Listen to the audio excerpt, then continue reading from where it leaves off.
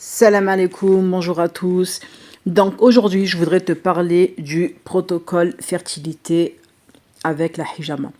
Donc déjà, qu'est-ce que c'est que l'infertilité ou la stérilité dans un couple? Donc l'infertilité ou la stérilité, c'est pareil. En fait, voilà, c'est le même mot, hein, mais en fait, c'est quand dans un couple, on parlera là, de la femme qui est dans l'incapacité de concevoir un enfant. Donc, il est important dans ces cas-là que le hijam, d'accord, connaisse bien le fonctionnement du cycle ovarien afin de proposer une séance au bon moment, aux bons endroits, afin d'augmenter les chances d'augmenter la grossesse. D'accord? Et afin que la femme elle tombe enceinte. Déjà, il faut connaître le cycle ovarien, savoir combien de jours il dure. 28 jours. Savoir à qui est proposé le protocole fertilité. Déjà, on ne va pas proposer un protocole fertilité à une femme qui est ménopausée. Ça ne marchera pas. D'accord? Ou à une femme, elle ne peut pas ne pas être ménopausée, mais elle a une absence de règles. Donc là, c'est pas normal. Par exemple, une fille de 20 ans qui a une absence de règles totale, et qui a l'utérus, par exemple, qui a tous ses organes reproducteurs encore en elle, et là, c'est un problème occulte. D'accord? Là, il va falloir vraiment chercher les causes et s'inquiéter. On ne va pas aller sur ce terrain-là, d'accord? Mais ce qui est important, c'est de savoir que le protocole hijama fertilité n'est pas, la femme ménopausée n'est pas concernée, car elle n'a plus de follicules. Voilà, elle n'ovule plus en fait. Tandis que par contre, la femme préménopausée, elle a toujours encore un petit stock d'ovocytes. On peut booster la fertilité avec le chlomide de chlomifène. C'est autorisé. D'accord? Avec ce que je vais vous proposer aujourd'hui, le protocole fertilité, c'est-à-dire la hijama. D'accord? Donc, ce qui est important, c'est déjà de connaître le cycle ovarien. Donc, elle est divisée en trois. Moi, je la divise en trois. Il y a la phase folliculaire, il y a l'ovulation et la phase lutéale. J'explique et soyez attentifs. La phase folliculaire ou pré-ovulatoire, c'est entre le premier jour et le 13e jour des règles. C'est à ce moment-là qu'il y a probabilité d'ovulation. D'accord? Entre le premier jour des règles, une semaine après, il ne se passe rien. Il n'y a pas y a pas 7e jour après les règles, il n'y a pas forcément d'ovulation. Mais se prépare à un œuf. C'est-à-dire, le corps prépare à l'expulsion d'un œuf. L'ovulation se passe en général entre le J1, 13e jour, c'est-à-dire 10 jours après les règles, d'accord, et le 13e jour. On va dire l'ovulation à J14. Si le cycle dure 28 jours. D'accord? La phase lutéale, c'est quoi? La phase lutéale, ou bien ça va mieux vous parler si je vous dis post-ovulatoire, c'est-à-dire qu'il y a eu ovulation. Ça se passe en général après le 14e jour des règles jusqu'au 28e jour. Ça dure 14 jours. On peut savoir, même si la femme est enceinte, 14 jours après l'ovulation. Aujourd'hui, on peut le savoir. D'accord?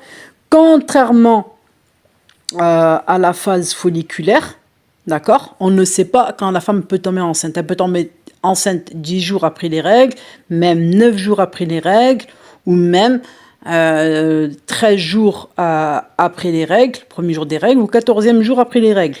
Voilà. Presque à l'extrémiste, voilà, elle a eu un rapport, elle peut tomber enceinte. Coup de chance.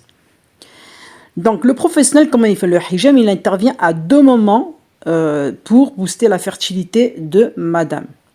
Durant le cycle qui correspond à deux phases de congestion active. Donc, il va intervenir au niveau du petit bassin. Entre le 8e jour, d'accord, le premier jour des règles, du 8e jour et 12e jour. C'est-à-dire pour stimuler les ovaires. Et environ à J20, d'accord, il va là encore intervenir pour préparer le nouveau cycle, c'est-à-dire le mois prochain pour avoir les chances à ce qu'elle tombe enceinte. D'accord? Donc, il va intervenir sur la partie dorsale pour une stimulation nerveuse des organes reproducteurs, ce qu'on appelle action neurovégétative. C'est quand on fait la hijama, on vous dit qu'on va décongestionner les poumons, ben on agit au niveau du dos. Pour nettoyer le foie, détox du foie, on agit au niveau du dos. C'est action neurovégétative. Et bien c'est pareil ici. Mais on va aussi agir sur la partie ventrale. À la différence, ici, c'est qu'on va aussi agir sur, c'est-à-dire action mécanique sur les ovaires. Voilà. Donc, là, il est important de connaître où placer les ventouses pour une stimulation nerveuse, c'est-à-dire action sympathique des organes au petit bassin. Et on est la deuxième et la troisième lombaire. C'est là où il sera placé les ventouses, mais aussi au niveau du pli interfessier, c'est-à-dire la vertèbre sacrée. On place aussi une autre ventouse, d'un part d'autre, au niveau du coccyx, pour la stimulation sanguine de la région du bassin. Mais on va aussi, je vous les expliquer, sur la région du ventre, ventrale, on va appliquer des ventouses au niveau des ovaires, au niveau du pubis, ce qu'on appelle la région épine-iliaque antéro-supérieure, EIAS. Je répète, l'épine iliaque antérieure supérieure, EIAS. Les ovaires, la synthèse du pubis, d'accord? Tout ça, le IAS. Voilà. Mais aussi, on va faire une séance de drainage lymphatique dans toute la région, ce qui est recommandé. Il est recommandé aussi de prendre le fertimiel. Le fertimiel, vous pouvez le trouver sur le site Médecine prophétique Retour au naturel. Donc, qu'est-ce qu'il y a dans le fertimiel? Il y a du cidre, c'est-à-dire du gibier, de la gelée royale et du pollen. Il faut savoir que le pollen, c'est du pollen de palmier, hein, qui est riche en oestrogène. La femme a beaucoup de... Comme je vous expliquais tout à l'heure, la femme qui a peu de follicules préménopausés, on va lui donner du chlomide de colmipène. Ben, c'est de l'oestrogène, c'est très riche en oestrogène. Et la femme, elle a besoin d'oestrogène pour ovuler. D'accord?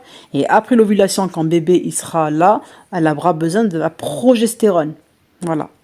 Mais ça, on attend que madame tombe enceinte. Donc voilà, le pollen qui est riche en oestrogène. D'accord?